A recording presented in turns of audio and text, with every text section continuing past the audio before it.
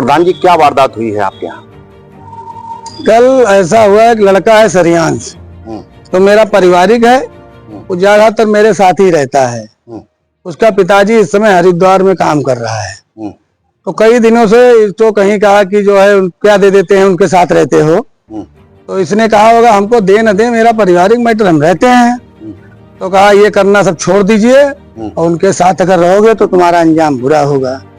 तो इसने हमको बताया 2-3 दिन, हमने कहा ऐसा है, चुनावी मामला है, लोग कहते हैं, कोई कहता है कोई सुनता है, लेकिन कल जाके ये फिर उधर गया होगा, होलिका स्थान है, तो कहा होगा कि ये सब छोड़ दिए, नहीं तुमको आलू जैसे फोड़ देंगे। तो इसने आके हमको बताया, तो हम लोग गए तो हाँ होरी पे पूछे, तो एक लड़का है आशीष, उनसे पूछे भैया क्या ऐसी बात रामकृष्ण ने कही थी? कहा हाँ कहा था उन्होंने। तो हम लोग इनको कहा कि भाई ये कर कहोगे तो गलत बात है, तुम्हारे साथ भी लोग रहते हैं, हम तो कोई ऐसा नहीं करते हैं। तो ये लोग फिर लड़ाई को मादा पहले थे, क्योंकि ये सब राजनीति चल रही है, तो हम लोग थोड़ा झुक के चलते हैं, सामाजिक तरीके से। मैं एक बार प्रतिनिधित्व इस समय कर रहा हूँ प्रतिनिधि के रूप में, पिछली बार पूर्व प्रधान भी रहा हूँ, और मेरे घर में राजनीति की आज 50 सालों से होती है, तो मैं सिस्टम समझ के बात करता हूँ, सिस्टम समझ के काम करता हूँ।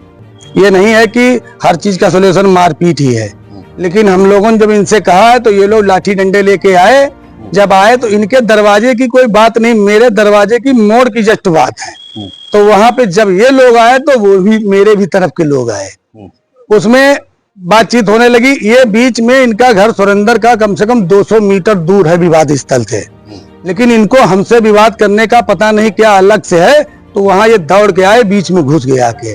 अब उसमें लाठी डंडे चले, धक्का मुक्की हुई, गिरने चोट लगी, डंडे इनकी भी तरफ से थे, तो इनका डंडा इन्हीं के लग गया या मेरी तरफ के लग गया, ये कोई भी आदमी इस बात को नहीं जानता है, क्योंकि अंधेरा मतलब घरे का था उस समय।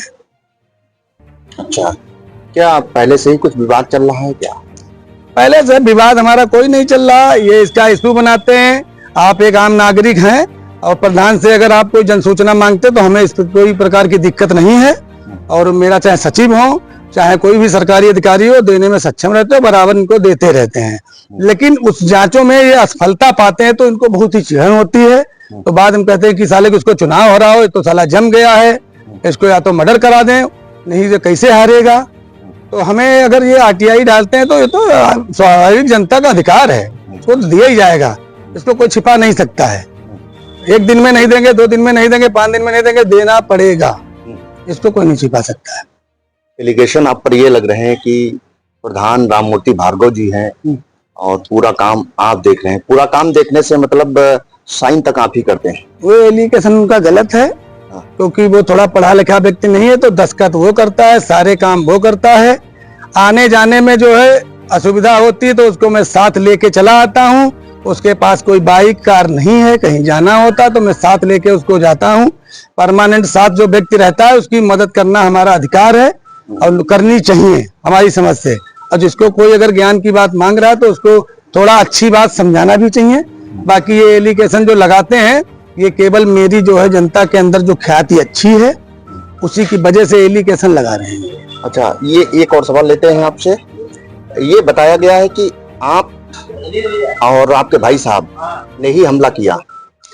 ये हमारा एक राजनीतिक सिस्टम इसलिए कहते हैं, भाई मेरे नौकरी करते हैं शिक्षा मित्र को, तो वो अगर हैं या ना हैं उनका नाम इनको लेना ही है। ये हर बार में जब कभी इनसे बात विवाद हुआ हो या कुछ भी कैसी भी एप्लीकेशन दे, एक बार हमारा नाम भले छोड़ दें, उनका नाम नहीं छोड़ते, क्योंकि वो नौकरी करते हैं। इनका कहना है कि इनको नौकरी से तो बर्खास्त करा के ही रहेंगे। अच्छा, कुछ और बताएंगे अपनी तरफ से? मैं अपनी तरफ से यही कहता हूं, मैं विवाद से बहुत दूर रहता हूं, और विवाद ऐसी चीज है, चाहे हम हो चाहे विपक्ष हो चाहे कोई भी आदमी है, उसमें नुकसान के अलावा कोई उसको फायदा होने वाला नहीं है। और जब किसी आदमी का जो है वर्चस्व ज्यादा होता है तो जो लोग अगर बराबरी नहीं कर पाते तो इस तरीके के कार्य करते हैं। आपका नाम? श्रेयांश। श्रेयांश। पिताजी का नाम? धर्मेंद्र वर्मा। निवासी? परसेरा। बताइए क्या वारदात हुई थी? बात ये थी, 4-5 दिन से हमको कहीं इधर जाते थे या कहीं भी जाते थे तो मारने की धमकी देते कि मार डालेंगे तुमको। 4-5 दिन से यही सब चल रहा था। तो उस दिन हम गांव में टहल रहे थे तो वो आए, बुलाया हमको, हम जा रहे थे। उन्होंने बोला कि तुमको आलू की तरह फोड़ देंगे। किसने कहा? रामकिशन ने बोला आलू की तरह तुमको फोड़ देंगे। और अंकुल भी साथ में थे। हाँ, दोनों लोगों ने मिलके बोला तुमको आलू की तरह फोड़ देंगे। तो हम वहां नहीं बोले, अपने चुपचाप घर चले आए। हमने अपने चाचा को बताया, तो हमारे परिवार के चाचा हैं, सब लोग वही गए पूछने।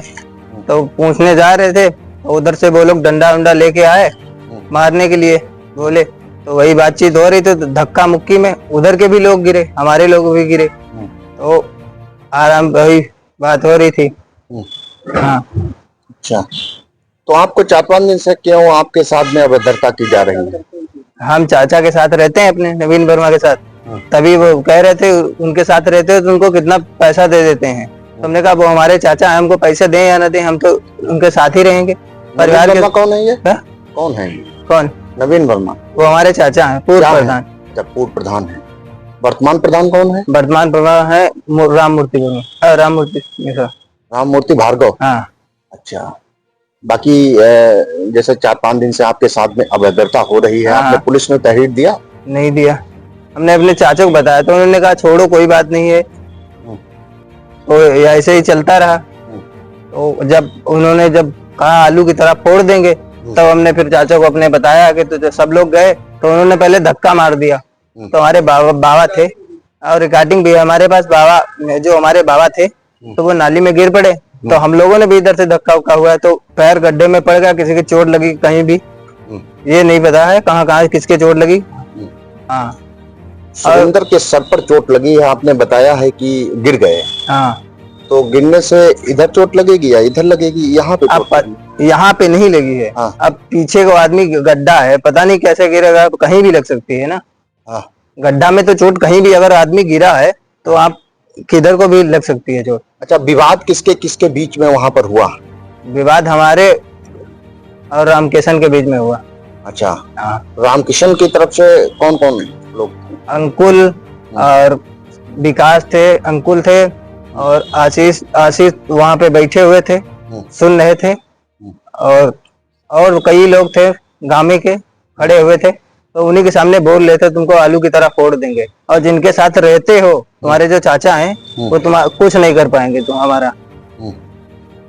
अच्छा, उनका ये कहना सुरेंद्र का कि हम टीन शेड लेने जा रहे थे जी, अंत्येष्ट में क्रिमेशन में यूज की गई थी, तो उसको लेकर जा रहे थे और बीच में इन लोगों ने गाली गलौज शुरू किया, ये बताया जा रहा है। नहीं, ये सरासर झूठ है। टीन बहुत दूर डल्लप पे पड़ी हुई है, अब वो कम से कम 1 महीने से पड़ी है। क्या उसी दिन उठाने जा रहे थे? टीन तो 1 महीने से पहले पड़ी है, कोई भी दिन जा सकते थे। जब हमारा विवाद हुआ उन दोनों, हमारा और रामकिशन का, तभी वो जा रहे थे क्या उठाने। उन्होंने पिताजी की कॉलर पकड़ी थी, जो हमारे बाबा हैं उनकी कॉलर पकड़ी थी। क्या नाम है बाबा का? बाबा का नाम है राम कुमार, अरे क्या नाम है, रामकिशोर। अच्छा, आप बाबा का ही नाम भूल गए अपने? रामकिशोर नाम है। अच्छा, कॉलर पकड़ लिया था? हाँ। किसने पकड़ लिया था? विमलेश ने। विमलेश ने? हाँ, तो हमने धक्का मारा तो वो गिर पड़े।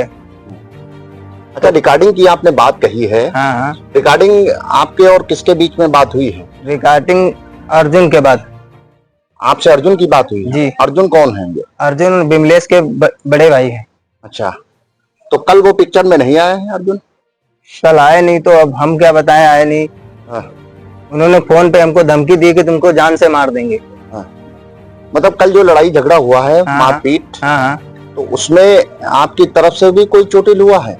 नहीं, हमारी तरफ से कोई चोटिल नहीं हुआ। कोई चोटिल नहीं हुआ?